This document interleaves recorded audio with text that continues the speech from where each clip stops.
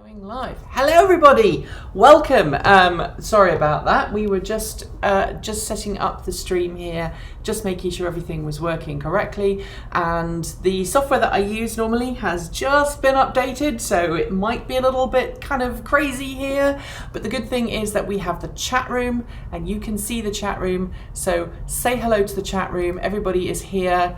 There you go, that is the chat room in the right hand corner. So please, if you're watching this stream live, please make sure that you don't do anything stupid, because frankly, I want to make sure that nothing is said that is not nice on the live stream here today.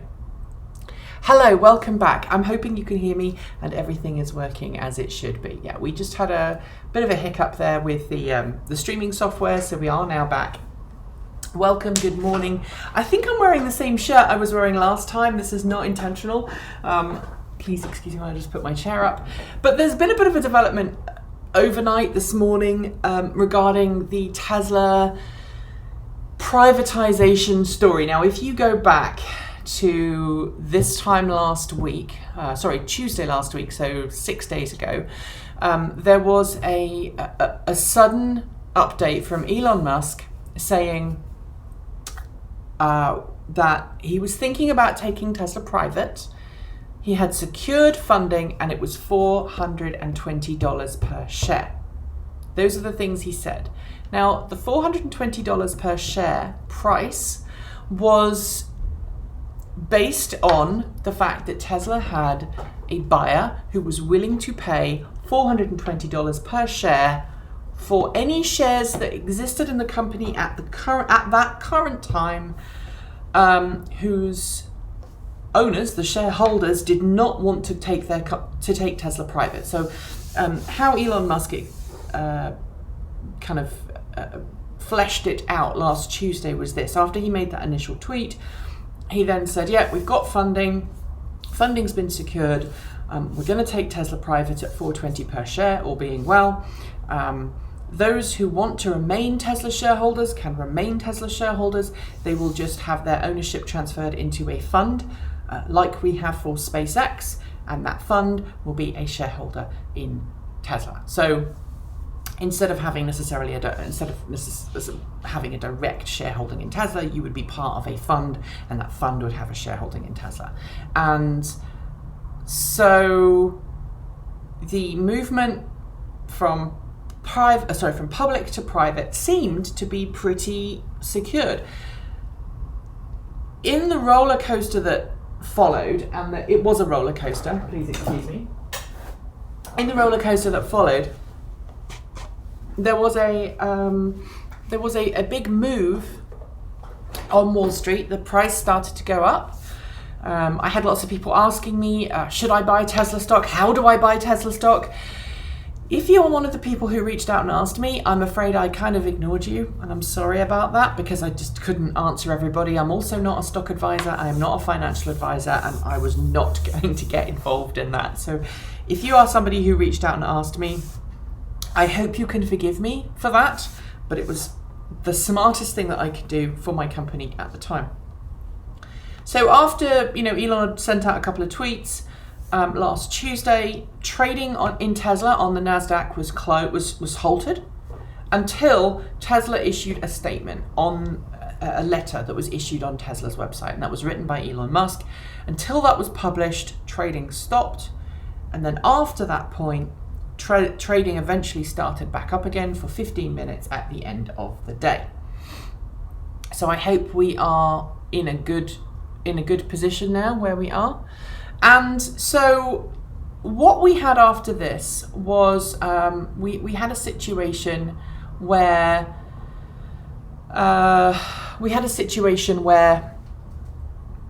we left that day thinking that Tesla had all of the funding and it was going to make this offer. It needed to be voted on, and that was it. Now, the SEC was already investigating Elon. I don't know if anyone was aware of this, but Tesla was already being investigated by the Securities and Exchanges Commission. Obviously, when Elon made that tweet, it increased the interest, because on the stock market, you can't just publicly state something that would have a material effect on the share prices unless you go through a particular process. Excuse me. I didn't mean to toot my own horn, as it were.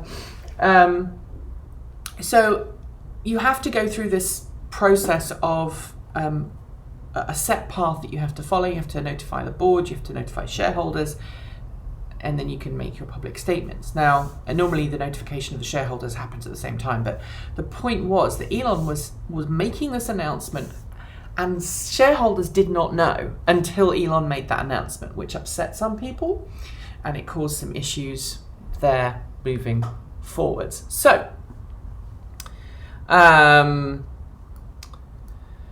just keeping up with the chat room here. I'm trying to kind of increase the size of the chat so everyone can see the chat. You should now be seeing the chat on this right hand side of the screen, so please, like a reminder, do not say anything inflammatory, racist, blah blah blah in that chat, because it will be on my stream, and if people can't behave themselves, then I will just click this button and the stream will go back to just me, and I know you don't want that. So please, if you want to have a discussion, you want to see the discussion going on, that is the best place to put it. Okay, so where are we? We are here. Let me bring back. So this morning, Elon issued this letter. It was an update letter. It was issued this morning, and I'm going to read through it for you. So here we go. As I announced last Tuesday, I'm considering taking Tesla private because I believe it could be good for our shareholders, enable Tesla to operate at its best, and advance our mission of accelerating the transition to sustainable energy. There you go. As I continue this, I want to answer some of the questions that have been asked since last Tuesday. What has happened so far? On August 2nd, I notified the Tesla board in my personal capacity, I wanted to take Tesla private at $420 per share. This was a 20% premium over the approximately $350 then current share price, which already reflected an approximate 16% increase in the price since just prior to announcing Q2 earnings on August 1st. My proposal was based on using a structure where any existing shareholder who wished to remain as a shareholder in a private Tesla could do so, with a $420 per share buyout used only for shareholders that preferred that option. After an initial meeting of the board's outside directors to discuss my proposal, I did not participate, nor did Kimball. A full board meeting was held. During that meeting, I told the board about the funding decisions that have taken place. More on that below. Sorry, discussions, not decisions. Where have I got to? And I explained why this could be in Tesla's long-term interest. At the end of that meeting, it was agreed that as a next step, I would reach out to some of Tesla's largest shareholders. Our largest investors have been extremely supportive of Tesla over the years, and understanding whether they had the ability and desire to remain as shareholders in a private Tesla is of critical importance to me. They are the ones who believed in Tesla when no one else did, and they are the ones who most believe in our future. I told the board that I would report back after I had these discussions. Why did I make a public announcement? The only way I could have a meaningful discussions with our largest shareholders was to be completely forthright with them about my desire to take the company private. However, it wouldn't be right to share information about going private with just our largest investors without sharing the same information with all investors at the same time. As a result, it was made clear to me that the right thing to do was to announce my intentions publicly. To be clear, when I made the announcement, just as with the blog post and all other discussions I have had on this topic, I am speaking for myself as a potential bidder for Tesla. Why did I say funding secured? Going back almost 2 years, the Saudi Arabian Sovereign Wealth Fund has approached me multiple times about taking Tesla private. They first met me at the beginning of 2017 to express this interest because of the importance need to diversify away from oil. And they then held several additional meetings with me over the next year to reiterate the interest and to try and move forward with a going private transaction. Obviously, the Saudi sovereign fund has more than enough capital needed to execute on such a transition. Recently, after the Saudi fund brought almost 5% of Tesla stock through the public markets, they reached out to ask for another meeting. That meeting took place on July 31st. During the meeting, the managing director of the fund expressed regret that I had not moved forward previously on a going private transaction with them, and he strongly expressed his support for funding a going private transaction for Tesla at this time. I understood from him that no other decision makers were needed and that they were eager to proceed. I left the July 31st meeting with no question that a deal with the Saudi sovereign fund could be closed, and that was the matter of getting the process moving. Sorry, I do apologize. This is why I referred to funding secured in the August 7th announcement. Following the August 7th announcement, I have continued to communicate with the managing director of the Saudi fund. He has expressed support for proceeding subject to financial and other due diligence and their new internal review process for obtaining approvals. He has also asked for additional details on how the company would be taken private, including any required percentages and any other regulatory requirements. Another critical point to emphasize is that before anyone is asked to decide on going private, full details of the plan will be provided, including the proposed nature and source of the funding to be used. However, it would be premature to do so now. I continue to have discussions with the Saudi fund, and I'm having discussions with a number of other investors, which is something that I always plan to do since I would like Tesla to continue to have a broad investor base. It is appropriate to complete these discussions before presenting a detailed proposal to an independent board committee. It is also worth clarifying that most of the capital required for going private would be funded by equity rather than debt, meaning that this would not be like a standard leveraged buyout structure commonly used when companies are taken private. I do not think it would be wise to burden Tesla with significantly increased debt. Therefore, reports that more than $70 billion would be needed to take Tesla private dramatically overstate the actual capital raise needed. The $420 buyout price would only be used for Tesla shareholders who do not remain with our company if it is private.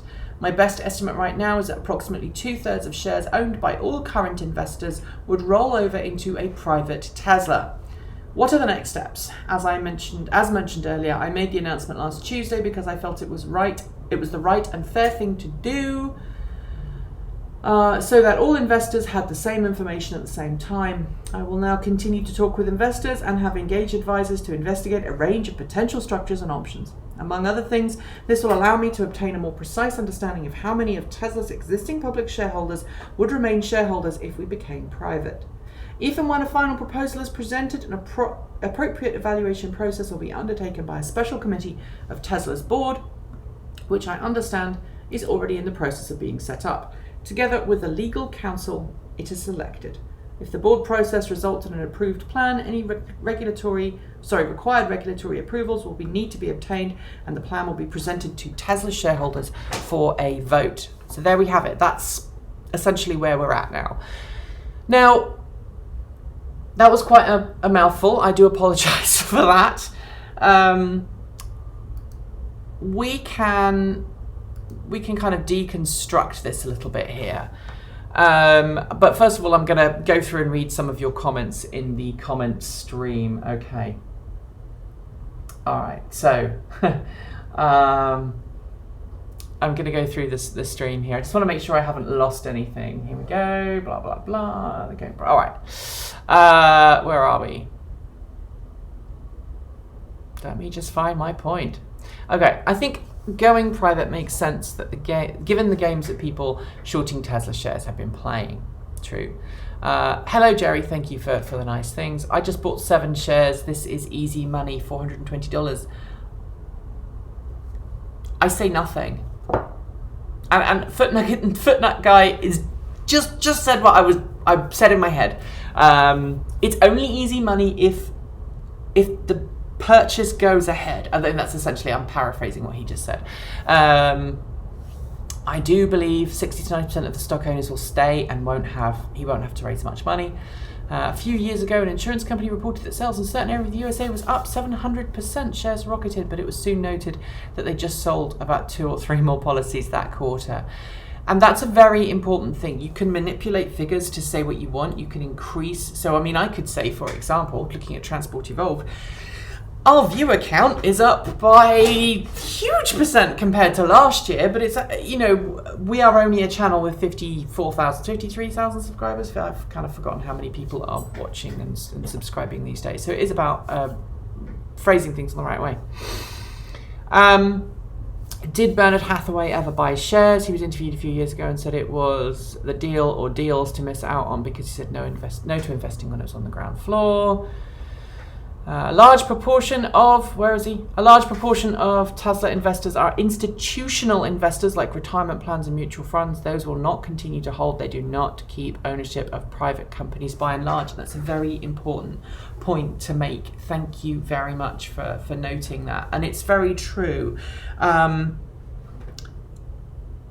When you see the Tesla shareholder meetings and you see the room full of people, the Tesla faithful that are shareholders, they don't represent all of the shareholders that Tesla have. They represent all of the private individuals who have shares in Tesla. And there might be individuals there who are representing mutual funds, larger investment firms. But for the most part, the people at the investor events are the people who have privately held shares in Tesla. And it's going to be interesting to see. I'm going to carry on with the comments here just so that you all are heard.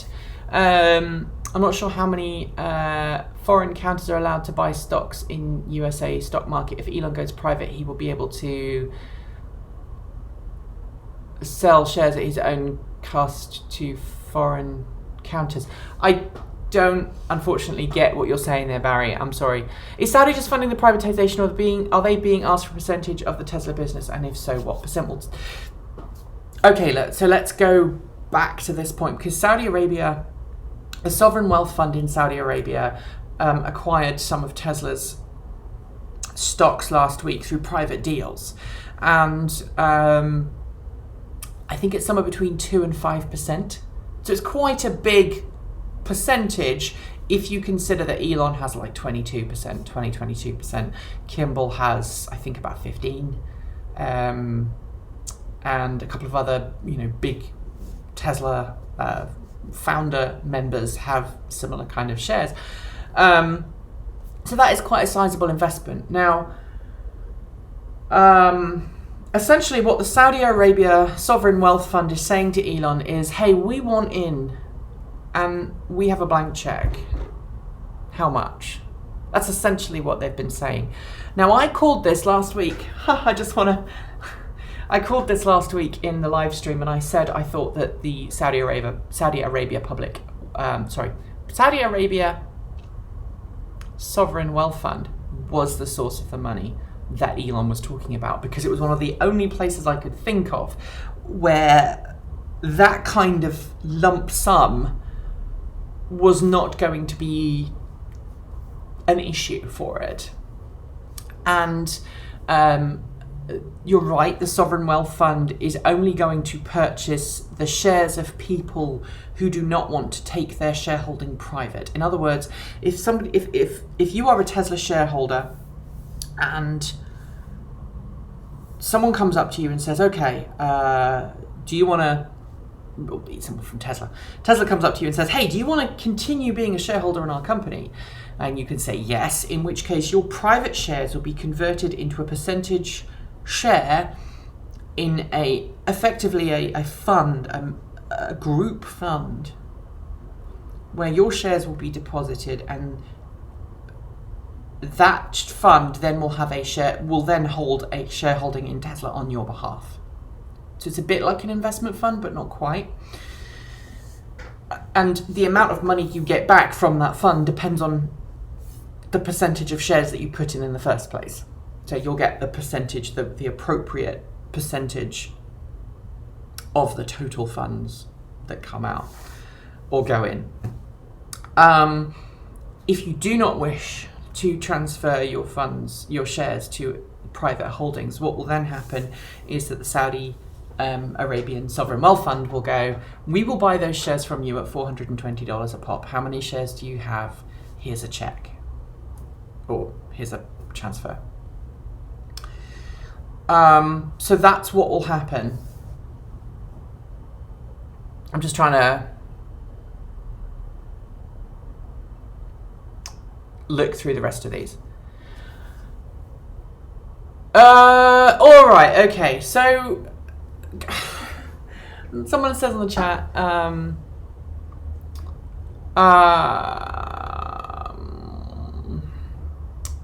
oil is not doing well if the Saudi sovereign fund is looking to own a major stake in Tesla. Not true, necessarily. Okay. And I covered this last week, and I just feel like it makes sense to cover this again. The Saudi Arabian Sovereign Wealth Fund, like the Norwegian Sovereign Wealth Fund, is pretty much funded by the proceeds of the oil and gas industry. Now, the oil and gas industry know full well that oil and gas is a finite resource, and they know that over time they will run out of what they have. And so they've got these big funds where proceeds from the oil and gas industry have been put in. And it's a public fund, okay, so it's for the good of the nation. It is responsible. It is responsible investment behavior for anybody who is in charge of a sovereign wealth fund like that to diversify their investments as much as possible, because the goal of the sovereign wealth fund is to fund things that are for the public, supposedly things that are for the public good going forwards. Now in Norway, for example, they have used the output of the sovereign wealth fund to pay for all of the incentives and tax breaks that electric car owners get. And obviously they're not paying for the tax breaks, they're effectively paying for the tax breaks. So if you don't pay tax on an EV in Norway, the amount of money that you would normally pay tax on the vehicle that you just purchased is effectively underwritten by the sovereign wealth fund. So it makes sure that public finances stay net zero effectively. It's being funded from the public, from the sovereign wealth fund. And in order to continue to do things like that, if the source of the original money is drying out, i.e. oil and gas, they need to diversify and they will invest. Now, even if money was still coming in from oil, it would make sense for the money that they already had to be divested and to be placed in as many different areas as possible, because that builds a resiliency in the fund. And at that point, if something happens to one of these sources of income, you've still got income coming in from other areas. You've still got income coming in from other sources, and that's super, super important.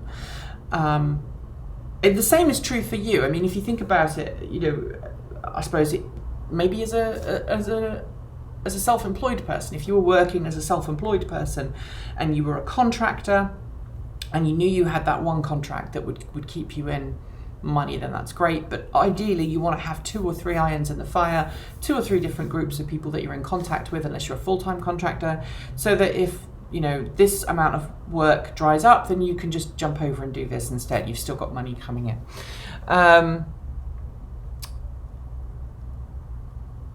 All right, so I'm just carrying off here. Okay, from NASDAQ, non-institutional shares 39.47%, institutional holdings 60.53%, total number of holders 884, total shares held. Total number of holders 884, total shares held 103,253,181. Total value of holdings 36 billion. No.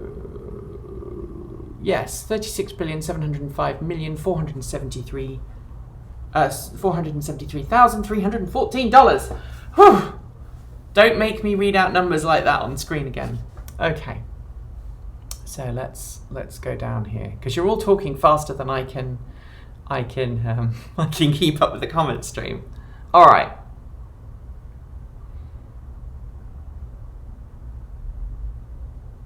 I want Apple to buy Tesla just so I can have CarPlay in my Model 3. I say nothing.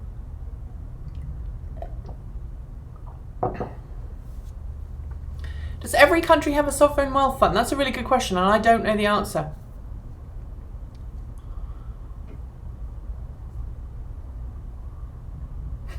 I wonder how many women. Yeah, and this is the problem, okay? So I know. Let's go to the top and talk about some of the problems here. So the first problem is Saudi Arabia is not necessarily the best country in the world when it comes to civil rights. You know, they only recently allowed women to drive. You can be killed for being queer. And it is not necessarily a good country when it comes to civil rights. Then again, there are some other countries not very far away from where I'm sitting where civil rights issues are still a problem as well. So we shouldn't throw stones from glass houses, because the US is not great. Saudi Arabia is definitely not great. That's not saying, I mean, I'm not trying to get into politics here, because I know that caused some issues last week. But you're right. I mean, Saudi Arabia doesn't have a very good doesn't have a very good human rights record, and that may concern some shareholders. I think, honestly, that racism might come into it as well. Some of the comments that were on this channel last week about the Saudis were abhorrent, basically. I'm someone who tries very hard to you know, two wrongs don't make a right. So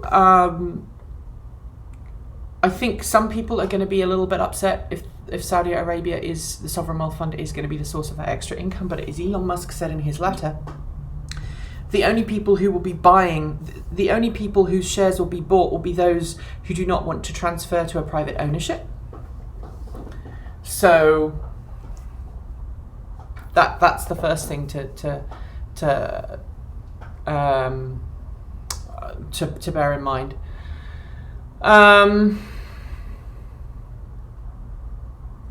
Normal countries usually have debt. Yes, that's true.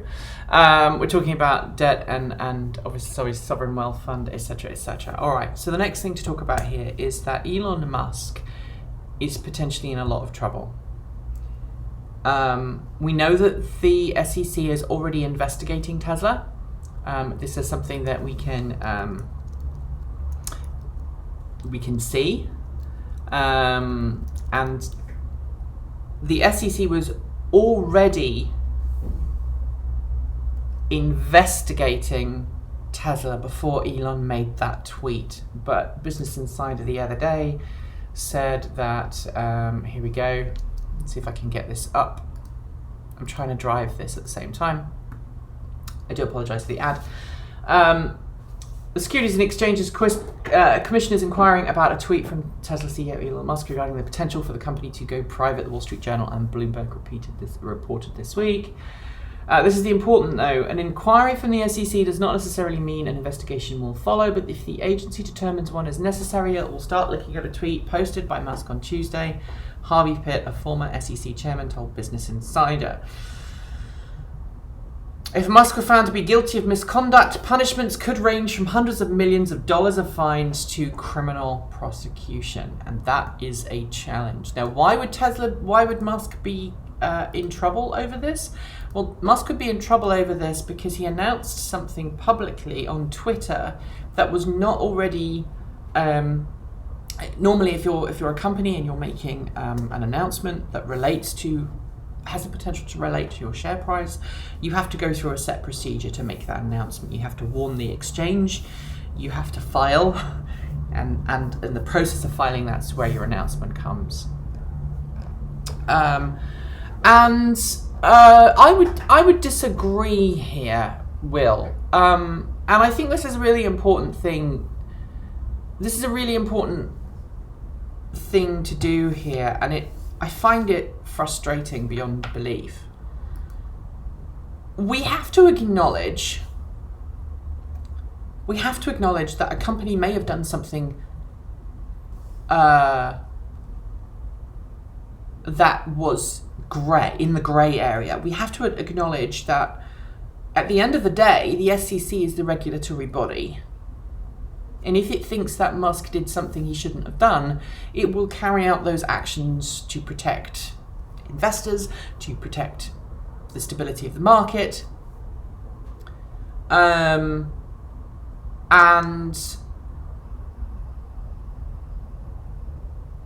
it's very important to remember that this is not, and it blows my mind.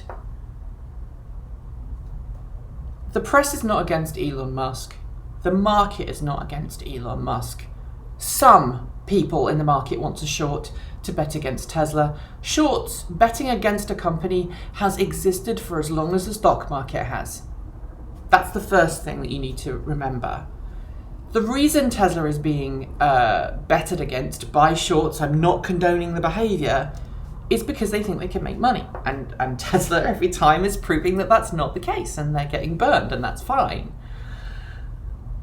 But if Elon made a tweet, and in that tweet he said, considering going private, right, at $420. That was the first thing he said, considering going private at $420 per share. Funding secured. Meaning, I'm considering doing this, but if I did, I've already got the money.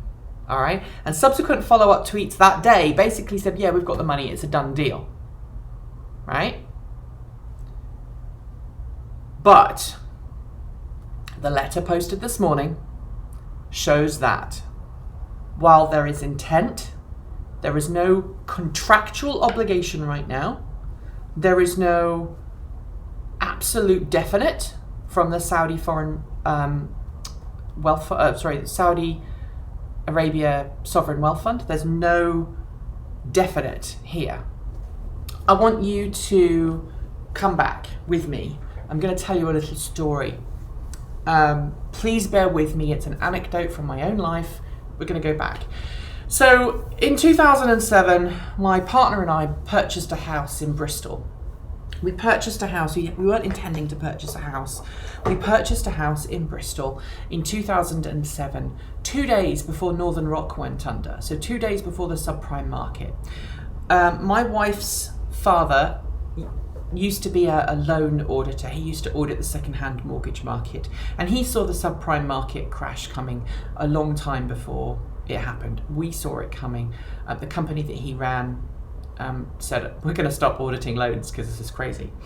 And they stopped about a year before the crash. We bought a house. We bought a house on 105% mortgage, which was crazy back then. And we stayed in the house as the crash happened. So we signed the papers. The day I was installing the floorboards, the crash happened. And I remember looking at it going, wow, there was no way that I was going to be able to afford a house after that point.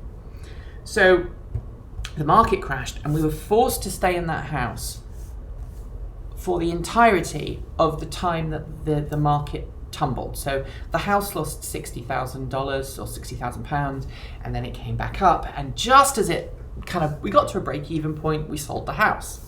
Now, we sold the house for more than the asking price. But in the process of selling the house, this guy came along. He was like, hey, I'm going to buy this house off you. And that we were already in America at this point. And our realtor went, yeah, we've got a buyer. He's really keen. He wants to buy the house. He's going to make you an offer of, I can't remember what it was. This is the offer he's going to make you. He says he has a mortgage. He says he has all these other things. We're good to go. I said, okay, in principle, yes, we'll sell the house. Now in the UK, you don't actually sign the contract until the day that the keys are handed over. So the contract, the purchase process in the UK, when you get to the final day when you sell the house, that's the day normally that you move in, that's the day that you sign the contract, that's the day that the money is transferred, and that's the day that you become the owner of the house. Up to that point, up to and including that point, you can back out for any reason. The sellers can back out, the buyers can back out. And in our case, this guy was like telling our realtor, yep, I've got the money, we're good. He even took all the papers. And for some reason, he managed to convince our realtor and his side of things that he had the money and he had the mortgage. The day of the sale, we found out that he was completely BSing and he didn't have the mortgage. The mortgage company wouldn't give it to him because the asking price of the house was something like 6 times what he was earning. And they were like, no, you can't afford to buy this house. What do you want? And it fell through. Okay? And that's the important thing. We told all our friends, we'd sold the house, we've sold the house, the house is good, we've sold the house for you, we don't have to pay a mortgage anymore, because we were paying a mortgage over there and a rent over here, and it was really expensive, and like, we're looking at all the money going from a bank account. We're like, sold the house. And then, it didn't sell. It took us 2-3 months more before the house actually sold. We had to go through the entire process again. And the second time, we didn't celebrate until we got a phone call from our realtor going, yeah, money's in your account. Check online, money's in our account, we've sold the house. Now, this tweet from Elon Musk, considering going private, $4.20 per share, funding secured. It should have said, considering going private at $4.20 per share, we have an interested buyer. It's a very different tweet. Okay? It's a very different tweet. If Elon had said, we're going to go private, this is how much I think we can get per share, and I have somebody who's interested in all those shares, that would be very different to funding secured. Now, Twitter is a short, obviously you can't be verbose on Twitter. And so you tend to write in half sentences, or you miss certain words out to try and make sure that it's a nice brief post. But when you're dealing with financial markets, when you're dealing with shareholders, when you're dealing with the future of an entire company, multinational company, you need to be more on the nose. Succinct is fine, but it needs to be succinct and correct. All right. So I'm just going to read what you're saying now. In Alan Davis, funding is not secured. Okay. I don't care what you say. Until the contract is signed, funding is not secured. This is why last week when people were saying, should I buy shares? And I had a couple of people come up to me privately, reach out to me privately and say, hey, should I buy shares? No. Until it's a sealed deal, you are betting. You are playing a gambling game. Now, the odds might be good, but you're still playing a gambling game. All right? And this is why Tesla could get in trouble from the SEC, because they're making material facts. Elon essentially made a materials fact statement on Twitter that was not 100% accurate. Now, we go back here to the letter he sent today. Where are we? And the same is true for jobs. I'm sure you've all been there. You go for a job interview, you come back, and they come out and they go, yep, job's a good one, it's yours if you want it. And then something happens, you find out that the contract terms are not agreeable or something else, and you have to pull out. This could still happen for Tesla. It could still happen. So, AESC is a great example. Thank you. So, the Automotive Electronics Supply Corporation, the joint partnership between Nissan and a Japanese electronics company, and I can't remember what it was. And what happened was we had this purchase. It was all signed and sealed. Everybody said it was going to happen, or at least that's what we thought. And it turned out that they didn't have the money, and so it fell through. And this is the point. This is the point I'm trying to make here. Someone says, I'm good for the money, is very different to, here is a legal piece of paper. I don't have a legal piece of paper. Here's a thing from Chase Bank. Spam, actually. Here's the thing from the, a legal piece of paper. It's been signed, it's been sealed. We are gonna buy this stuff. NEC, thank you. But Alan, this is the point. I'm not a betting person. This is why I don't have stocks and shares. Well, no, it's not. It's because I don't bet. Maybes are not definites. And that's the reason we have contracts. Okay, let me put this another way to you. If this is a done deal, why do we need the contracts, right? If this is a done deal, why does Tesla need a contract? Why does the Saudi Sovereign Wealth Fund need to go through all this due diligence?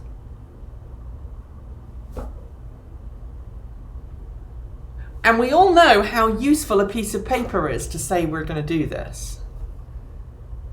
I mean, if I go off on a bit of a tangent here, this is one of the reasons why Mr. Trump loves saying things rather than writing things, because he can say, I've had this meeting, we had a great time, we discussed lots of things, this is what we're going to do.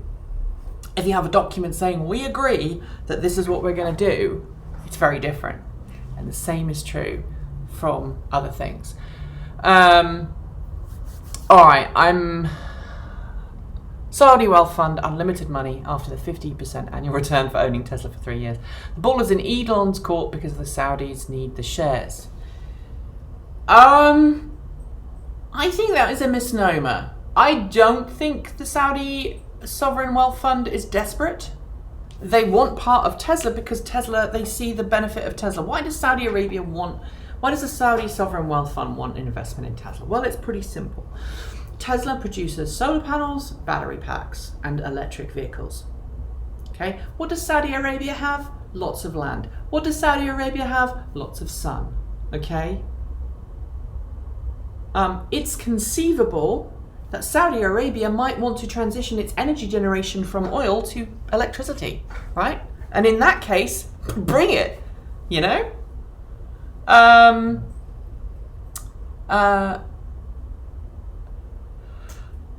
we go. I'm just trying to look through here.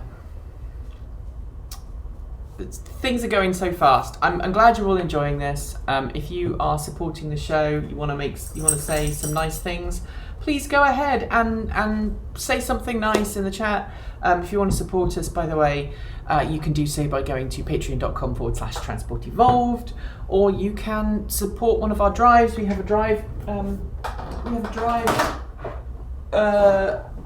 Thing at the moment. This is one of our old drives that we use in our server. It's been retired because it was starting to go a bit wrong. It's an old 4 terabyte drive. We are in the process of getting 12 terabyte drives. If you want to support one of those, follow the link on our homepage or in one of our other videos, and it will tell you how you can go about supporting Transport Evolved by donating a 12 terabyte drive. There is a wish list on Amazon. And somebody did actually recently send us a 12 terabyte drive, so this is cool. Where are we? Can he secure money from other companies, SpaceX and the Boring Company? No. Or do you mean for the other companies? Maybe. I'd like to be inclined to overlook Mr. Musk's fervent tweeting behaviour, considering the lengths of the shorts have gone too quietly undermine Tesla's stock value. A tweet of intent. The Saudis want to make no Tesla car. Yeah. Okay. Can we do away with the conspiracy theories? I mean, can we deal with actual facts rather than conspiracy theories? Because I think conspiracy theories can be really dangerous, and it's important to focus on the actual material facts as they stand, rather than maybes and whatnots. And I don't believe that if Saudi Arabia buys Tesla, that Saudi Arabia is going to kill Tesla off or anything like that. And as Elon has said, okay, let's go back to this letter. Okay, you're gonna join me. We're gonna go back to this letter. Are we ready? Here we go. I need to switch screens here a second. So here we go. These are the important things to take from here. All right. Let's see if I can highlight this. Reports that more than 70 billion would be needed to take Tesla private dramatically overstate the actual capital raise needed. The $420 buyout price would only be used for Tesla shareholders who do not remain with our company if it is private. My best estimate right now is that approximately 2/3 of shares owned by all current investors would roll over into a private Tesla. Now, by that, what he's saying is that he expects most, if not all, of the privately owned Tesla shares to transition over to privatization. And when I say privately owned, what I mean is Tesla shareholders who are private individuals, not institutions, private individuals. Now, somebody earlier on in the chat, gave us a fantastic set of figures about how much of Tesla is owned by individuals and how much is owned by investment funds and whatever. We are looking at about 60%, I think it was, if I remember correctly, about 60%, okay?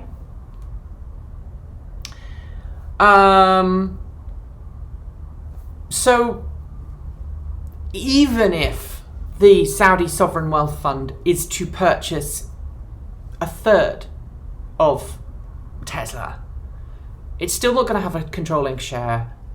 It's not interested in killing it. Why would Saudi Arabia? Okay, let's go back. Let's talk about this in a logical, grown up, with common sense, and not killing people, not shouting at people, not swearing at people. Oil, go through the logic with me. Oil is a finite resource.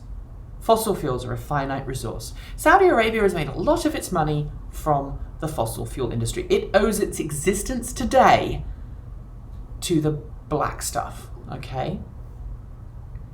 It knows that resources are running out. It can see that. The amount of money spent sinking boreholes, digging for oil is going up and the returns are going down. It's losing out to oil from Russia, from parts of America. Obviously, now that the Arctic is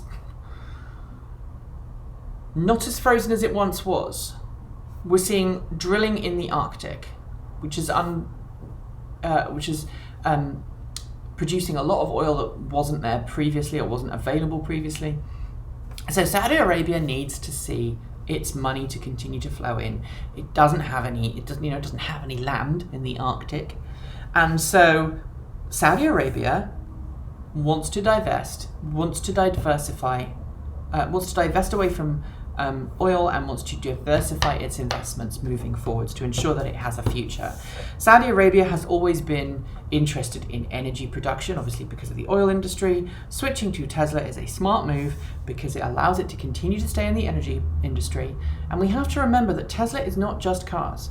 Tesla is battery packs. Tesla is photovoltaic solar panels. And it's cars, okay? And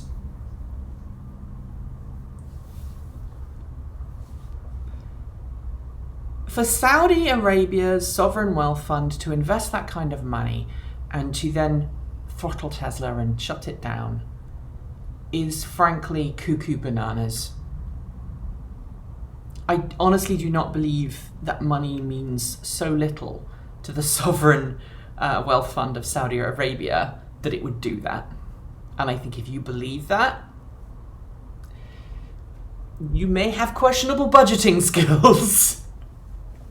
All right.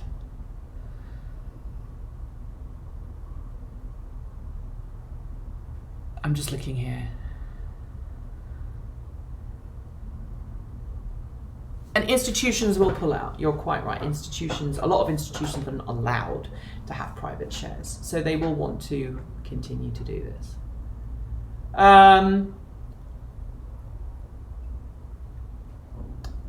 But this is not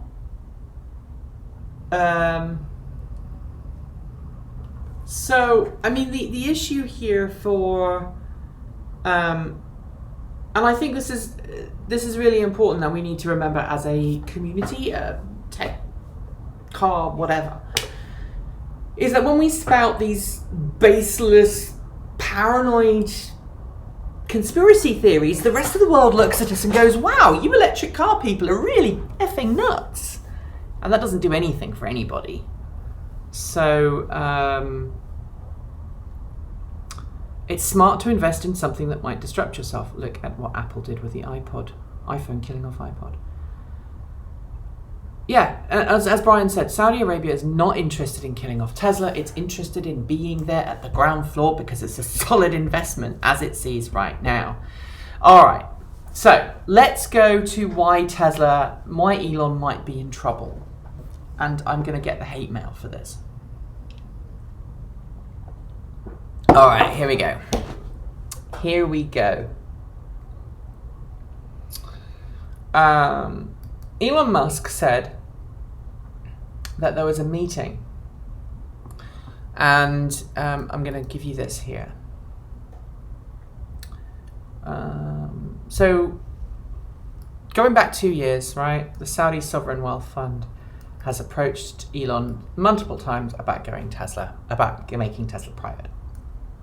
They first met with me at the beginning of 2017 to express the interest because of the important need, to diversify away from oil. Then they held several additional meetings with me over the next year to reiterate this interest and to try to move forward with a going private transaction. Obviously, the Saudi Sovereign Fund has more than enough capital needed to execute on such a transaction, right? So that's the first thing, right? Elon's like, this is where Elon gets his funding secured from, all right? Technically, they've got tons of money. It's a done deal. That's not how the business world works. Recently, after the Saudi fund brought almost 5% of Tesla stock through the public markets, all right, they reached out to me to ask for another meeting. That meeting, this is the important thing, that meeting took place on July 31st. During that meeting, the managing director of the fund expressed regret that I had not moved forward previously on a going private transaction with them, and he strongly expressed his support for funding a going private transaction with Tesla at that time. I understood from him that no other decision makers were needed and that they were eager to proceed. In other words, Elon had a meeting with someone from the Sovereign Wealth Fund, the manager of the Sovereign Wealth Fund, who said, hey, we want to buy Tesla. We want to buy Tesla, or we want to help Tesla to go private. We want an investment in Tesla. We want Tesla to go private. This is not about Tesla being acquired. It's about Tesla's shares being turned into a private entity. And we want to make sure that Tesla succeeds, Tesla survives, and we've got the money to put where our mouths are. That's fine. And by the way, we're good. We don't need anybody else's say to make this happen. All right? So, this is the next bit. I left the July 31st meeting with no question that a deal with a sovereign wealth fund could be closed, and it was just a matter of getting the process moving. This is why I referred to funding secured in the August 7th announcement. So this is, again,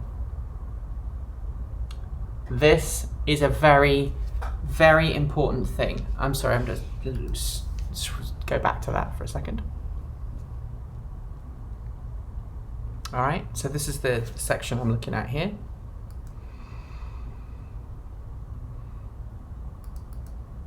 So let's go back, and what that tells me is that Elon Musk met with the managing director of the Saudi Arabian Sovereign Wealth Fund on July 31st. Why is that an important date? Well, because Tesla released its Q2 earnings on July the 1st. All right. At least I think so. Let me just make sure that it was July 1st. ir.tesla.com. So, yeah, August 1st. All right. So August 1st, the update letter, which was released on the 1st of August. Now, if we do a kind of a search on this, and we look for Saudi, we look for sovereign, we can't see it, okay? I don't want to be beating about the bush here, but I want to be frank. I believe that someone will sue Tesla over this because Elon Musk did not disclose material facts in the Q2 earnings call or in the Q2 shareholder letter that said, we've had this meeting yesterday, and we believe, based on the meeting we had yesterday, that we're going to consider taking Tesla private. That would have been the appropriate and correct place for Elon to have announced that. You might disagree with me, but I want to know what you think in the chat room. I'm gonna, where do we send the hate mail? Yeah, don't send the hate mail. I had someone this week tell me, this weekend, go be with your sister, which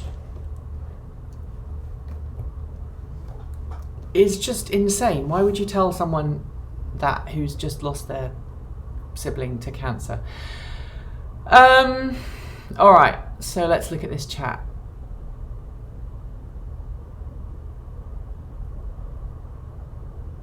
If only he had said we had backers. That's the important, that's the thing. That's exactly the point. So I'm just looking at the chat room now.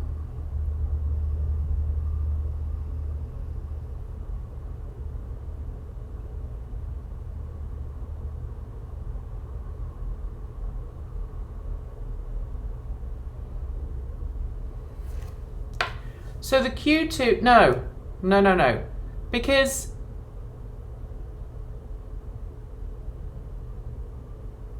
all right, creator generator, but you can't then say, you can't turn around. Okay, so you say, okay, I do disagree. It was not confirmed, no contract, no news. Okay, you're right. No contract, no news, doesn't need to be disclosed. So then why, a week later, did Elon go, well, we're considering taking Tesla private? I'm just think through that.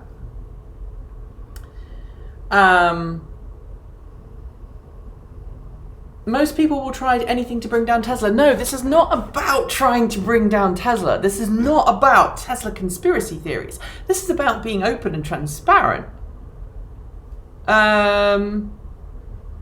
And that, I believe, Jerry just put the nail on the head. There were 2 or 3 big stories on that Tuesday morning that were not so good about Tesla. One of them was about shorts, one was about funding, and the other one was about the advanced driver assistance features known as autopilot and the emergency braking. Okay, Elon won't talk to me. I'm pretty sure. If Elon Musk wants to sit down with me and have a normal conversation, I would love to talk to Elon about this. But I don't think that's going to happen. I think if somebody wanted to, let's put it like this, if somebody wanted to, if Elon was as sure of the deal on the 31st as he said he was, he should have put it in the forward-looking statements for Q2. There are other forward-looking statements in here. If we look, for example, someone said, oh yeah, but Q2 ended in June. The second paragraph, let's go here. The second paragraph of this said this. In July 18, Model 3 not only had the number 1 market share position in its segment to the US, but also outside blah, blah, blah. Okay, so this is about Tesla outselling all these other cars. This was in Q3, July 2018. So if your argument is, yeah, but it's not to do with Q2, then this should not be in Q2. Also, this should not be in Q2, right? This should not be in the Q2 letter. We produced this number of cars. So to turn around and say the meeting on July 31st is not appropriate to put in that letter, it seems to be double standards.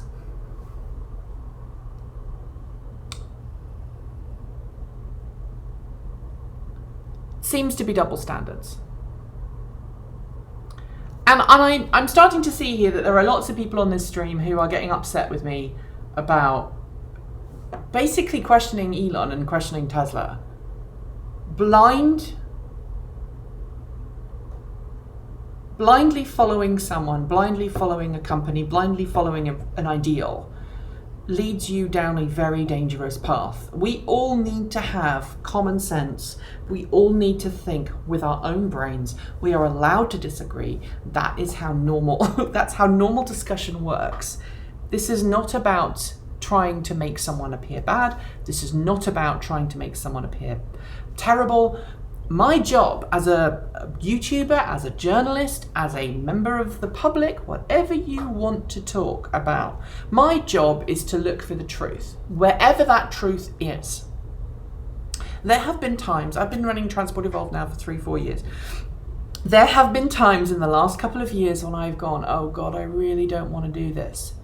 But I've had to. Because it's the right thing to do. You have to follow the smart line. I see so many people, I'm going off on a rant now and I'm sorry. I see so many people who talk about Tesla who won't say, I mean, I was at Fully Charged Live. I heard a couple of people at Fully Charged Live saying it.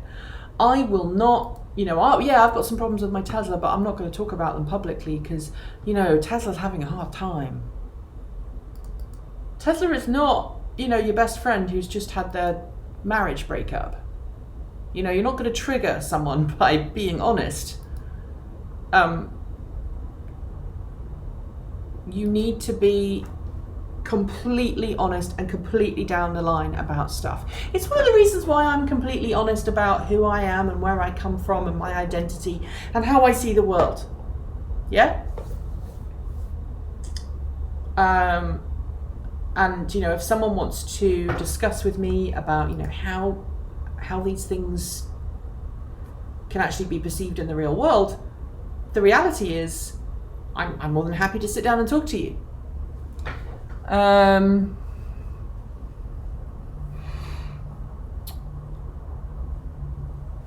Nothing signed, nothing legal, nothing secured, or is the SEC part of an anti-Tesla conspiracy? Okay, let's go back to this. I can't believe I keep saying this thing again and again and again. All right, if you own a company or you are the chairman of a company or you are involved in a company and you make a material statement that can affect how your company is viewed,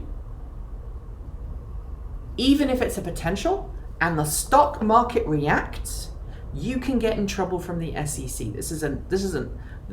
That fact is as old as the stock markets itself, or at least as old as the SEC. If you cannot, if you make a statement that causes your share price to fluctuate as much as it did on Tuesday last week, you better have some decent backing to back up what you just said publicly. Oh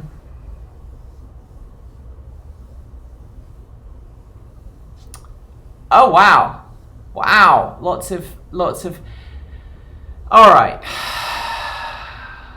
Miroslav. Okay, let me ask this: if Tesla go bankrupt and auto companies stop to build EVs, and we all go back to fossil fuels, would you be happy that you were right as a journalist?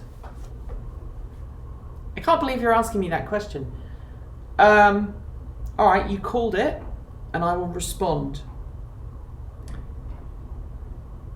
There are other companies making electric vehicles.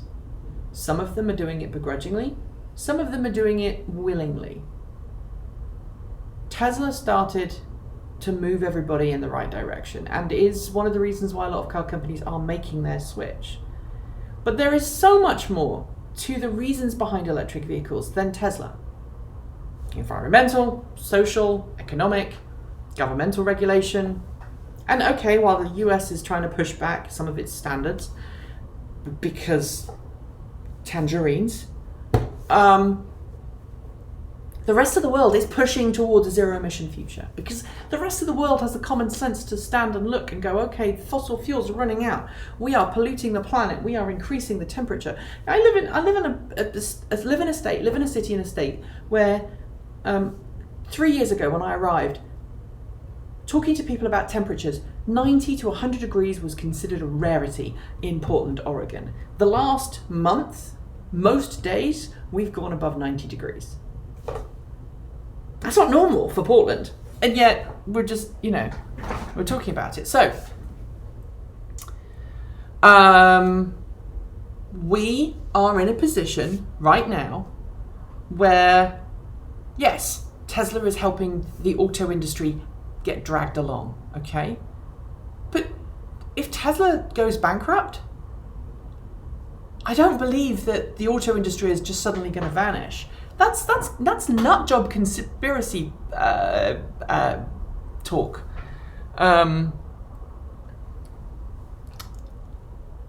I think you're rational, but would you sign an NDA for an off-the-record interview, or would it be a 60-minute star review? I would want everything to be on the record, and I think Elon would, if he wanted that, then yes. I would say, look, no, we're gonna balls to the wall. We're gonna make everything public. We'll go out all in. We'll go all in on this one. I don't sign NDAs on a regular basis because I believe that they could be disruptive. There are things I know about car companies and things I know about products that are coming down the line that I have a mutual understanding of what people are working on. I also understand that it's not necessarily the time to publicly state things. When I sometimes discover a fact, it's not kind of, oh, sure, this is happening. Because then you don't get invited to do stuff again. All right, let's go. Let's go. Part of me is kind of like thinking that there is now like a little anti thing going on here. Bankruptcy is not the end of a company. All of this noise is just loss trying to make a mountain out of a molehill. No, it's not. It's not a mountain out of a molehill. If Elon Musk made a statement that caused Tesla stock to shoot up, and that was not a verifiable fact, he doesn't have a piece of paper going, we're going to buy the stuff. It's stock manipulation. Simple and pure. All right.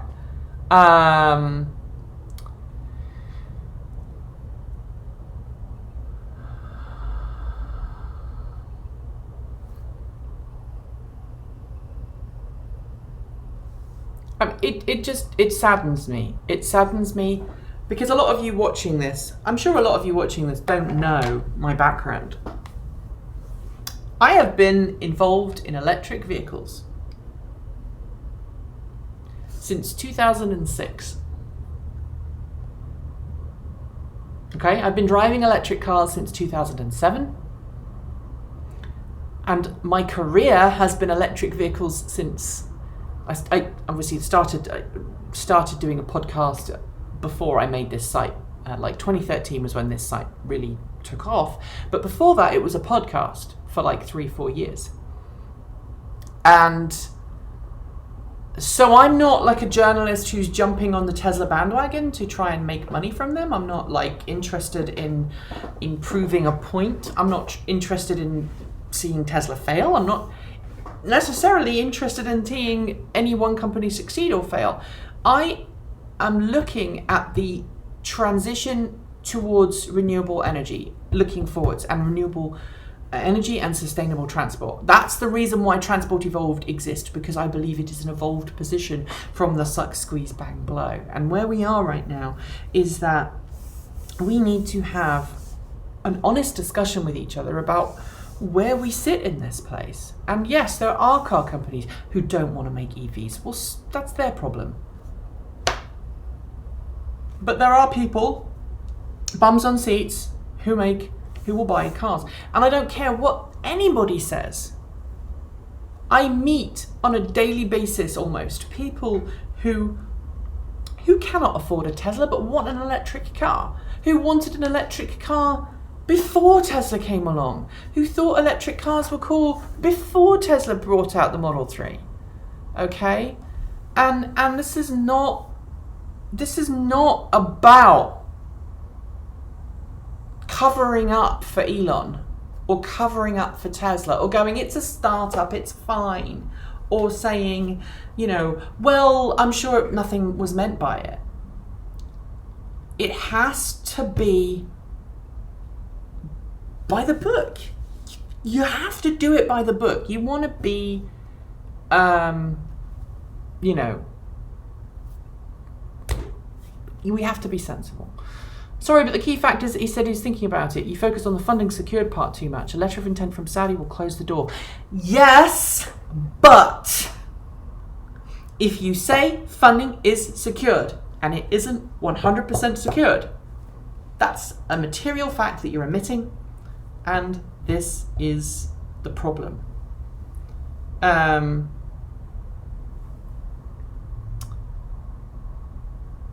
All right. So let's, because it seems that some of the people watching this are Tesla fans who are like, you, blah, and other people are like, you're killing Tesla, and other people are like, well, you're obviously being supported. In my ideal world, I'll tell you what I'd like to see. I'd like to see Tesla succeed. I'd like to see Tesla succeed by building an affordable car that everybody can aspire to owning, not just an expensive car with all of the options removed to make it more affordable. I want to see Tesla producing an SUV that is affordable, because that's where the majority of the automotive market is. We had this discussion last week. We were talking about Tesla is the best-selling sedan. Like, it's outselling all of the other luxury cars in the market. It's outselling a lot of passenger cars around the world. In the US it is. That's great. Passenger cars and SUVs are different. SUVs are in a separate class, and I would like to see more SUVs coming from Tesla. But I'd also like to see other automakers succeed too.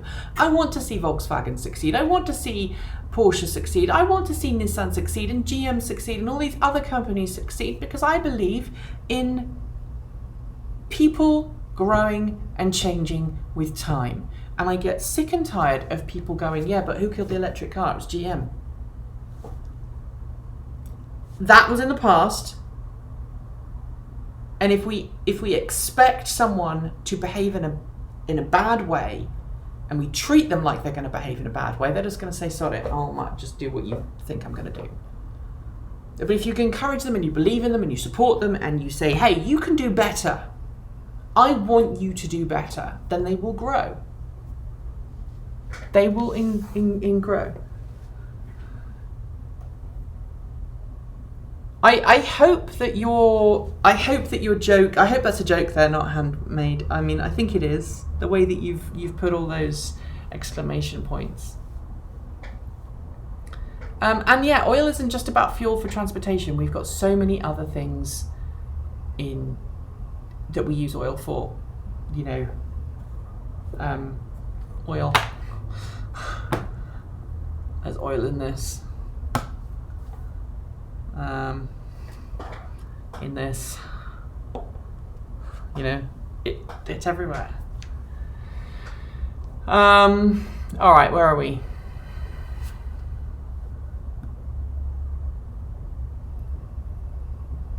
Before the Roadster, who told you they wanted an electric car? I'll tell you. I saw people on a regular basis back 2007 when I was driving a little car, little tiny bubble car. People were like, wow, that's cool, because it saves me money.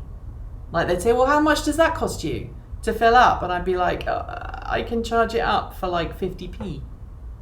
And that's all my driving for the day. And they were like, wow, can I get one? That looks really easy to park. And then, yeah, you're right. There were people who laughed and mocked and whatever. But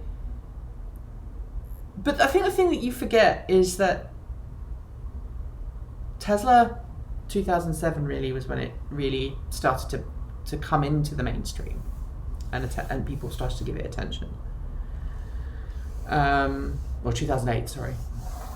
2008, and before that, there were people who were driving electric. I mean, I come from the UK. In the UK, we had the G-Wiz, which was laughed at by a lot of people, but lots of people liked it because it was cheap to run.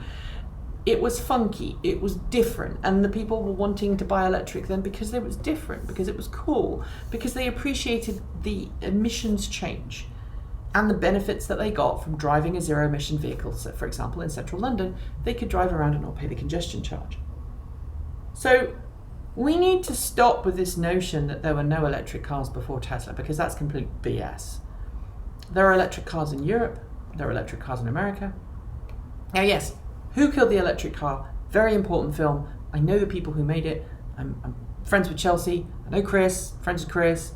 And I think what they did was fantastic. And it kickstarted a lot of attention onto the issue of electric vehicles being campaigned and killed off by large automakers working with big oil.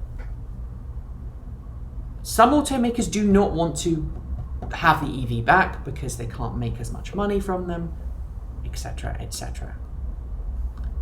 But to say there were no electric cars before Tesla comes along, it is naive at best and patently false in other ways. Has Tesla accelerated electric cars? You bet. Tesla has accelerated electric cars fantastically, and I'm so happy about that. I love the original Roadster. I wish I could own one. There was a joke there for a while. I had one from the UK press team for a while, on a couple of occasions on loan for various stories I was writing, and it became known as my Tesla. It was cute. I loved it. It was fast, sexy. I love the Roadster. I really love the Roadster. I love the Model S. I think the Model X is incredibly impressive from an engineering point of view, and the Model 3 is one of the best cars I've ever driven. But there are other car companies, there are other EVs, so let's not pretend that this is... Sorry, I just get so frustrated when people do that. Anyway.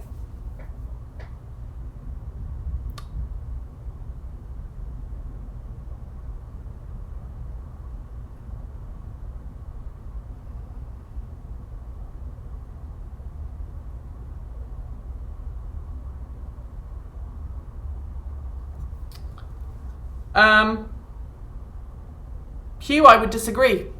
Peugeot made a great car called the 106 Electric. They made Citroen, the Citroen Berlingo Electric was a great car. Great vehicle. It was running around, highway capable, fast, convenient. There's one in Scotland that's now in a museum, Peugeot 106, owned by a good friend of mine. And so you're wrong to say that Tesla caused Nissan to make an EV. It didn't. Nissan made the decision to make an EV about the same time as Tesla was getting off the ground. Okay? And I think we have to understand that, you know, I mean, revisionist history is great, right? Revisionist history is great, but it doesn't do us any good.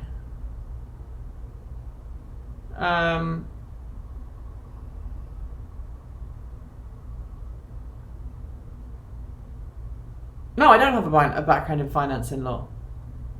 And you know what? No. Duke, I'm not admitting that the Model 3 is the best car. Can you stop being so immature about this? What I said was, the Model 3 is a great car. It's one of the best cars I've driven. There is no best car. Okay? There is no best car. We're not 5. Can we stop using 5-year-old logic on complex problems? It's like a religion. And it scares me when people respond like it's a religion. It's not a religion. It's a flipping car company that's making cracking cars and doing great things, but could get in trouble with the SEC for doing something a bit stupid the other day. I mean, it's as simple as that. You know, it's not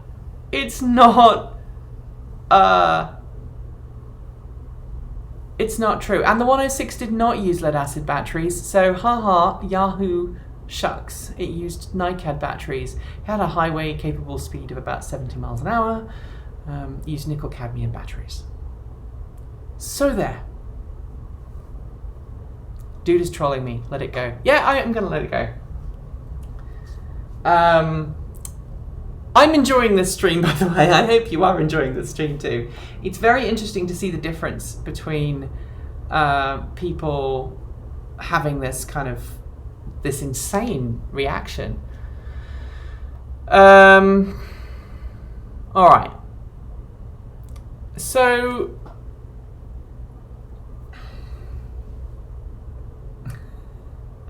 I feel like I'm just talking to people who are not listening, who are just wanting to troll. And if you just want to troll me, then I'm just going to end the stream because it's not worth my time. I'm trying to have a grown-up conversation here about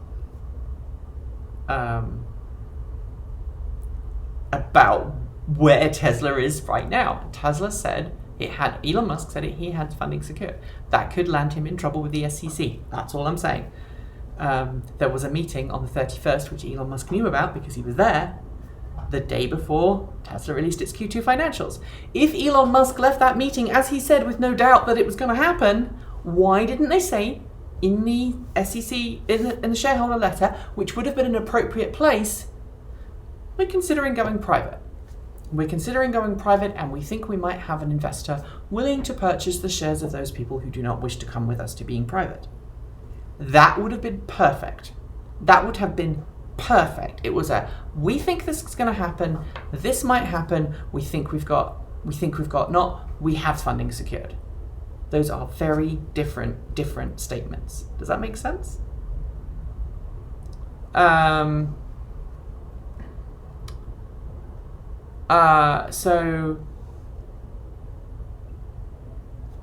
this is not going to happen overnight either, which is one of the reasons why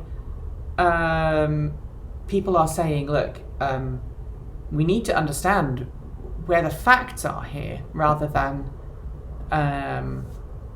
conjecture and all of this. And let's see. You are a semi-public figure. What would have been the difference? The difference is this. If you say you have something, right, I have this phone, right? This is my phone. I have this phone, okay? I think I have a phone and I'm getting another one. You're like, okay, you're going to get another phone, right? I'm going to get another phone. But if I go, well, I've got this phone and I'm thinking that I might get another one, okay? That was essentially what Elon said. I've got this phone and someone's buying me another one. Those are three very different statements. I've got a phone, I'm thinking about getting another one, and somebody said they might buy one for me. Which one of those is the more appropriate statement? All right. Please explain my shirt. My shirt is an Anthricon 2018 shirt from Anthricon. It glows in the dark. It's very cool. So we have to make sure that we nuance. Words are very important. The English language is beautiful. We have so many different words. We have so many different ways of saying things. And in order to ensure that the meaning is conveyed appropriately, we need to make sure we pick the right words. Do you see what I'm saying? That was intentional, by the way. Intent is conveyed by the language we use. And that is very important.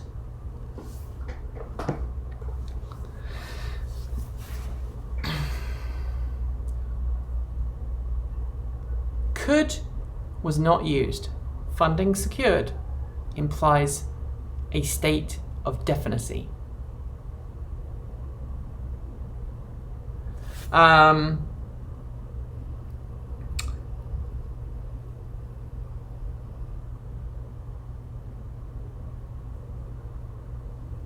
Well, I understand language.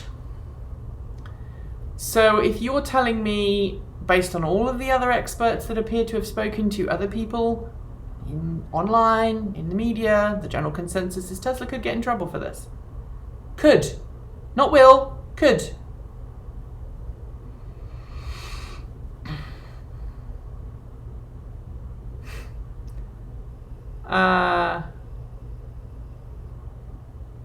No. Funding is not secured. You need a letter. You show me the letter that says we will buy all of these shares that people don't want to keep when we go private, then it will be secured. Do we have those letters? I've not seen them.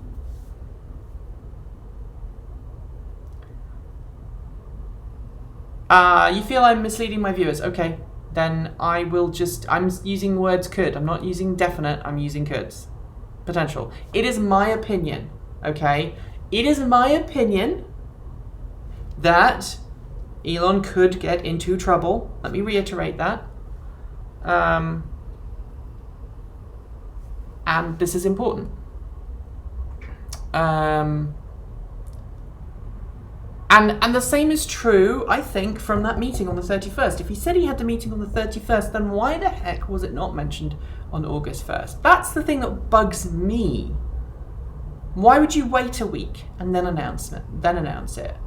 Wouldn't it have been better to have submitted it to the SEC and made that statement in the shareholder meeting? Wouldn't that have improved Tesla's share prices off the bat? And if the price was already decided upon at that point, it wouldn't have affected Tesla to have said that in the shareholder meeting, and that would have been a better place. It would have been done after the markets were closed. Okay, this is another important fact. After the close of markets, or before the open of markets, is the appropriate time to make these kind of announcements, not during the middle of the trading day. Okay. All right.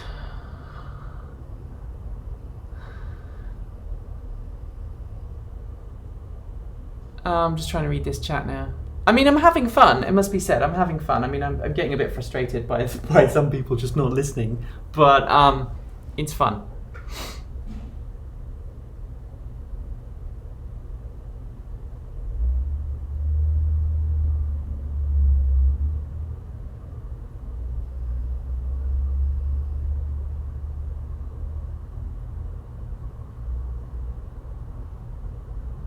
All right, so if Elon says he has a letter, let's see the letter. It could be disclosed to the shareholders. It could be a shareholder-like form, a 501, whatever it is. EX, whatever the proper name is from the SEC.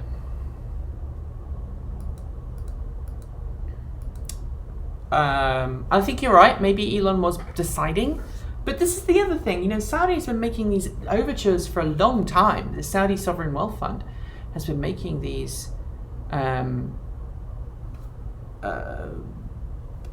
overtures for a really long time. No, we're talking about Tesla. We're talking about Tesla.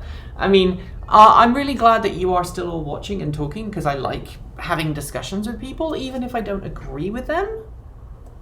We are still having a grown-up discussion. Verbal contracts are not allowed unless you can prove them, right? I mean, I don't believe that verbal contracts are I mean, yes, they can be legally binding, but I mean, you'd have a really tough time doing that, I think.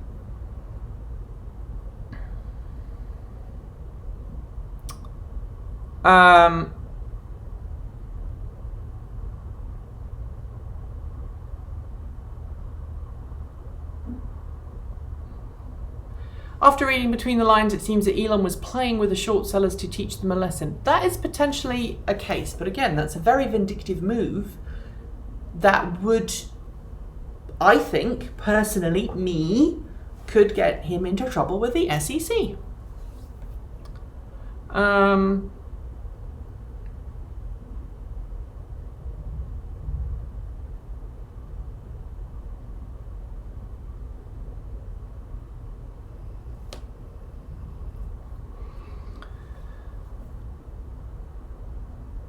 Who in the Saudi Sovereign Wealth Fund say they weren't interested? Nobody. But the point is, I'm interested. I'm really interested.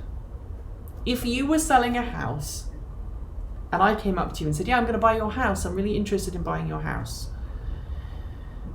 And you went through the process and then I'm like, yeah, no, it's fine. I'm not good now.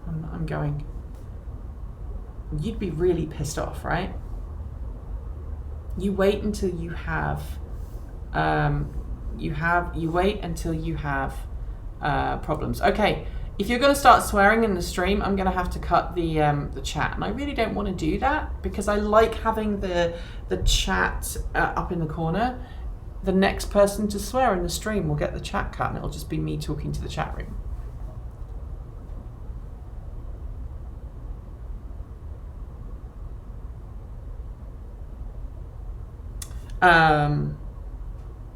So, you know, we'll go from there. We'll see what happens. All right.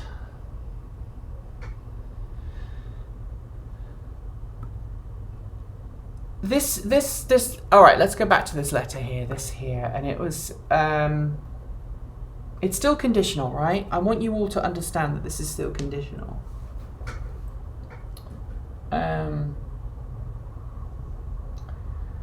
This bit here. All right, tell me about that being definite. Tell me that that is a definite thing, because yeah, good faith.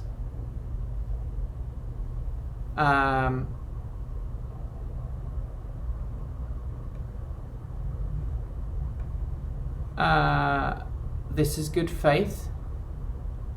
He has expressed support for proceedings subject to financial and other due diligence.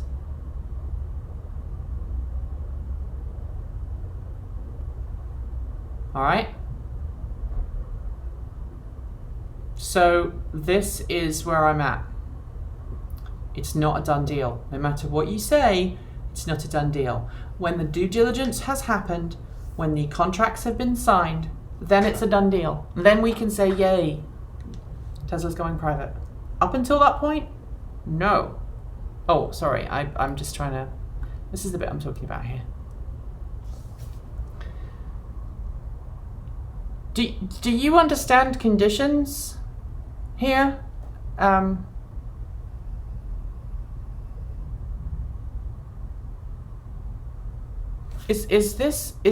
you understand that this is subject? Do you understand what the subject to financial and due diligence and their internal review process? I'm not saying it's not going to happen, but it's not a done deal. And we shouldn't be we shouldn't be treating the market and this news like it's a done deal until it's signed, sealed, and delivered. Somebody said earlier on in the chat, the sale of Nissan's battery, the NEC Nissan partnership, automotive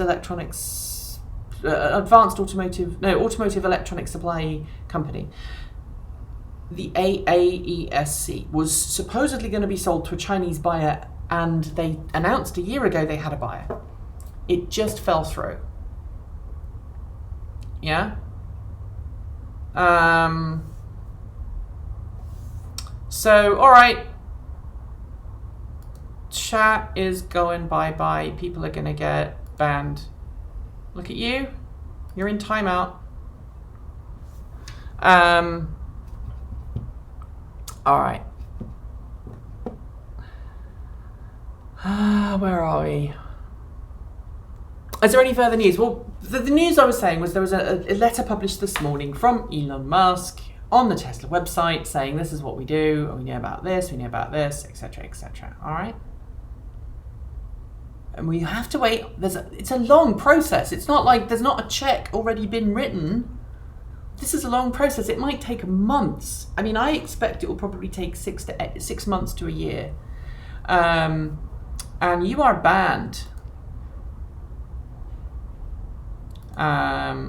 You are banned.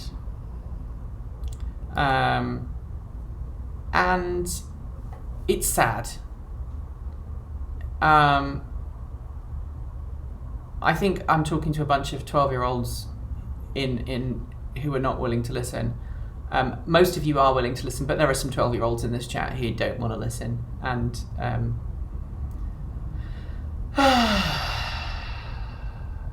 there we go. Such is life.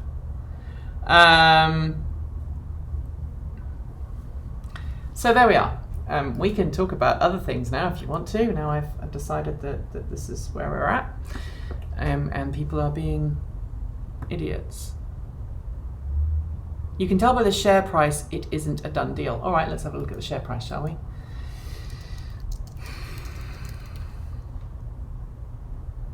Yeah, the share price is... It's not a done deal yet. And the share price is currently at 356.24. All right. So,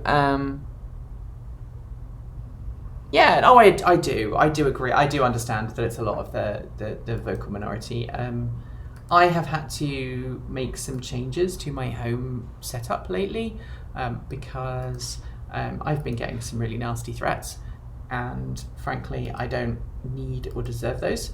So I am not going to corporal punishment for Tava. I suppose I just get a little bit, you know, like, because there are people who tell me I don't know what I'm talking about, who have just jumped on the bandwagon with EVs, and I'm like,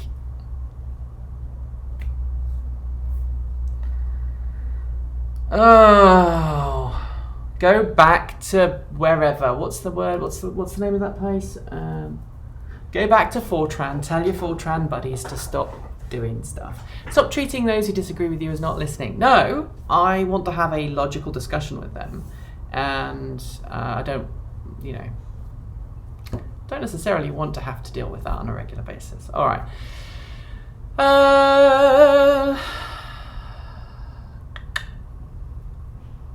All right. So where are we?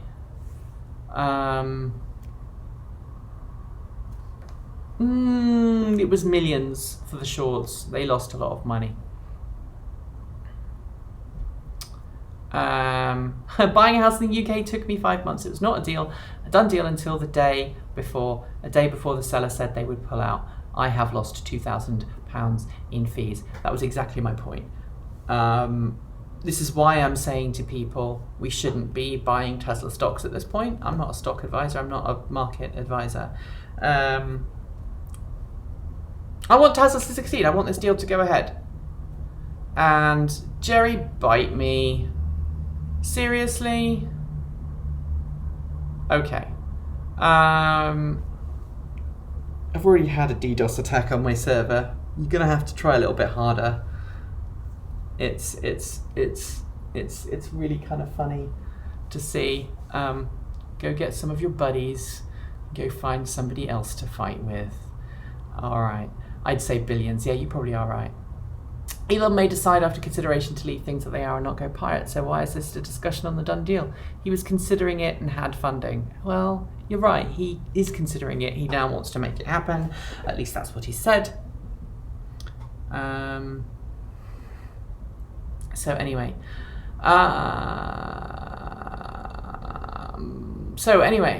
Oh, the trolls. Sorry, Jerry. It's kind of difficult to see. It's difficult to see in a chat room and things like that.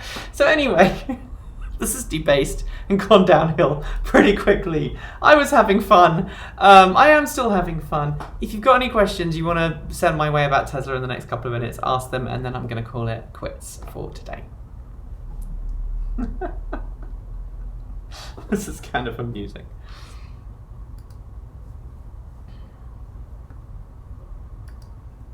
Oh no, we're good. We're all good.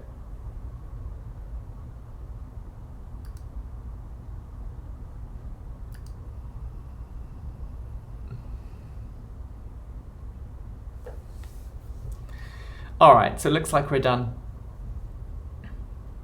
There are still some adults here. So anyway, like I was saying, let's watch and see what the SEC does. I'm not the SEC. I'm not a financial advisor, as someone quite rightly said. I'm not a financial advisor. I don't know what's going on there. But I think it was a stupid move on Tesla's part, personally. I think Elon should have waited. Any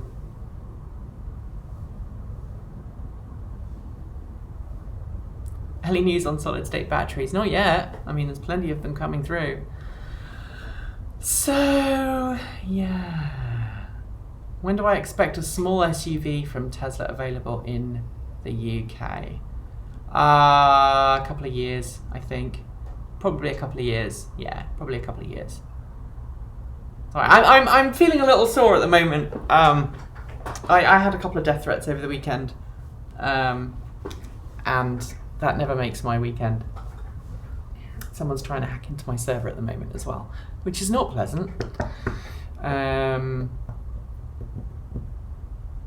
What Tesla is on the Indian road? No Indian Teslas yet, but I think, as far as I'm aware, I mean, maybe the S is on Indian roads. I wouldn't want to drive a Model S in India. I mean, honestly, it's too big for, I would say, for a lot of Indian roads. And I don't know what's going on next door. It's one of the other offices in this building, so there we go. The 50-50 rule to sell a car in China. Companies, everything now, like Toyota and Volkswagen, partner with Chinese companies that mean have to share the cost of owning the plant. Obviously, Tesla's not doing that. Yes, you're quite right. It wasn't a stupid move on Tesla's behalf. It was a stupid move on Elon's behalf. Elon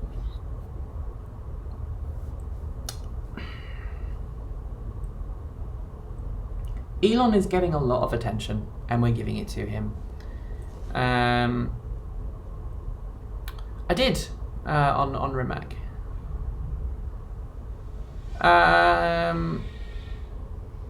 Do I need private security? No, I don't. I'm good. I'm just the bizarre comments that I mean, one of the reasons why I've stopped cutting out comments. One of the reasons why I've stopped. Why I have stopped moderating comments other than live streams is because I want the community to go, hey, that's not right. You're not doing nice things here. And if I tweet and go, wow, that's generally not me saying, hey, I hate that. It's just like, whoa.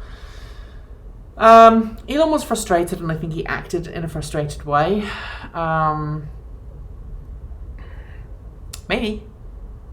I mean, our servers I've changed the IP address, so we're good at the moment, and we've got DDoS protection, so we're pretty good. We're pretty secure. I don't want to say what the least secure thing is in my company, because obviously that would be stupid. But we are at a point right now where I think that Elon needs to just stop and think before he tweets. Like I do sometimes. I mean, I can sometimes be the same way. So it's very important that we say, you know, that things are, we keep things sensible. You know, we keep things sensible. And by the way, I do delete all the emails that I get, and I'm just gonna like, can't be bothered. I've got like spam filters now, so I know when stuff comes in, but I don't read them anymore. It's one of the reasons though why we broke the contact form on our website, because it just got ridiculous. So I just broke it intentionally. I need to build a new one that's a little bit more sensible. Oh, I have a VPN. It really does help. It really does help. So there we go. Engage brain before Twitter. Yeah. If Tesla go to the grave, we're going to see the end of electric transportation. No, we're not. Do I think Grimes is an influence? She has an outspoken person. Maybe, like impulsive behavior may be contributing, but I don't think so. And as to EVs dying if Tesla dies, no, don't be silly. I'm sorry, that wasn't meant to be derogatory. No, it's not going to happen.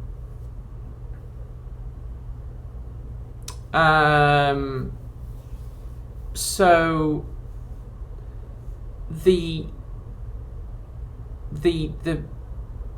reason why I think electric vehicles will survive is because governments around the world, with the exception of the United States, are pushing towards zero emission. China alone, I mean, if you think China's, the amount of cars that Tesla sells in China versus the size of the Chinese electric vehicle market, it's very small. So, yeah, I'm going to set up a DMZ. It's on my list. We're actually in the process of hiring someone, or want to try and hire someone. See, we are in the process of trying to hire someone is a good statement. It's not, I have hired someone. It's like, I want to hire someone. I am in the process of looking. I've sent out some feelers. I'm going to talk to people and see if they want to come and work with me. And I've got a potential budget in my head. It's not like, we are hiring someone. Do Tesla have the largest recharging infrastructure? They do. Nissan Leaf is best seller worldwide, more than Tesla. It used to be, not anymore. I believe the Tesla, I think Tesla has overtaken Nissan.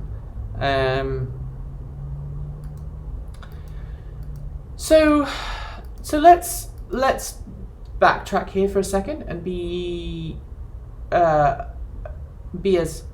kind of as sensible as we can be on this, and we can say that the number of car companies coming out with new EVs is increasing, and a lot of these car companies are planning stuff down the road, but a lot of them are waiting for this change in battery technology. Obviously for them it makes sense to let Elon and Tesla take the brunt of the developmental issues that may occur, and then when economies of scale are up, they are going, then they are going to go. And as someone said, car manufacturers have no choice of going EV, and I believe that. I do believe that.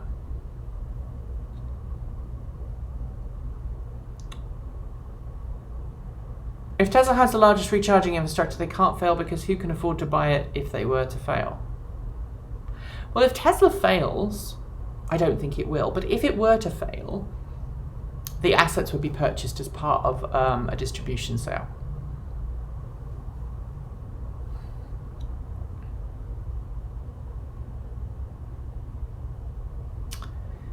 Why did Nissan sell its battery division? It's selling its battery division. It hasn't sold it completely. It's not a done deal yet. Why did Nissan sell its battery division? Because Nissan's batteries are not as good as some of the other batteries on the market. So Nissan's technology doesn't have yet the mojo it needs to produce that ultimate battery. So rather than invest a huge amount more into producing batteries for its vehicles, it sold that battery technology firm to a Chinese company, and it's going to use LG Chem. LG Chem are producing fabulous batteries right now for EVs, and that's why we're going for there. What car would I buy? If I had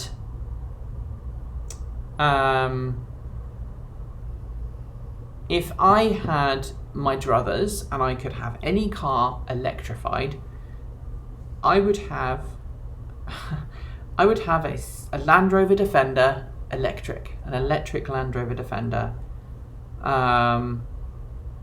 with like a 300 mile battery range and rapid charging. Because I grew up on a farm. I'm sweet at those. And I might have like a Model S for like day-to-day stuff. I don't know. All right.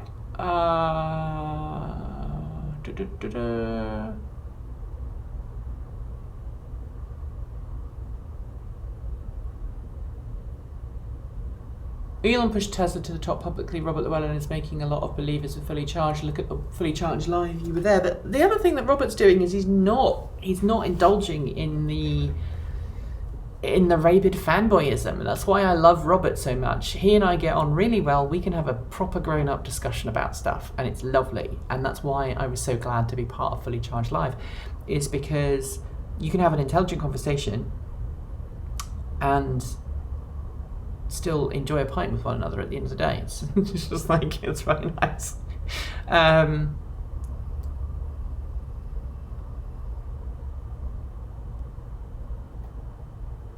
Please play something that my iOS can go to, thanks. Okay, so as part of the change to Transport Evolved, we are going to start transitioning to a different store.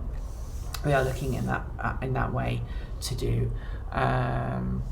I have an electric RC Land Rover Defender. I get 3 hours drive on 1 charge time. I love the Defenders. They were just so rock solid. They were just stinky and polluting, so I wouldn't have one of those. But anyway, the stream is kind of getting to the end, so I'm going to say goodbye. I'm going to try and produce an actual video later on talking about stuff and where we can go from here. And based on the conversations that we just had, it's going to be a controversial one. So thanks very much, folks. Don't forget to like, comment, and subscribe. Support the show through Patreon or by going to you can go to Bitcoin and make a donation there. You can buy something from the shop, and we can go from there. So thank you. I want to thank you all for having a conversation with me. Thank you for being grown-ups, most of you, apart from the 12-year-olds who weren't. I had a really fun time. I really enjoyed this. This is the studio. Obviously behind me you can see just over there. Just over there is the green screen where I film the show. Obviously I get changed before I film normally, but this is the studio as it stands normally. Over there is all of the tech that the servers and everything else use. So it's all very cool, and it was fun. And thank you for those of you who disagreed with me but still carried on watching. That means more to me actually than people just going, yes, I agree, you're completely right. I want to have a conversation with people who disagree with me, but I don't want to have a conversation with people who like are going la la la la la la la la, I'm not listening, la la la la, because language you use is important. How we say things is important, and we have to make sure that we think before we speak. I don't always. Sometimes I get problems with that too. But there we go. Anyway, thanks for watching.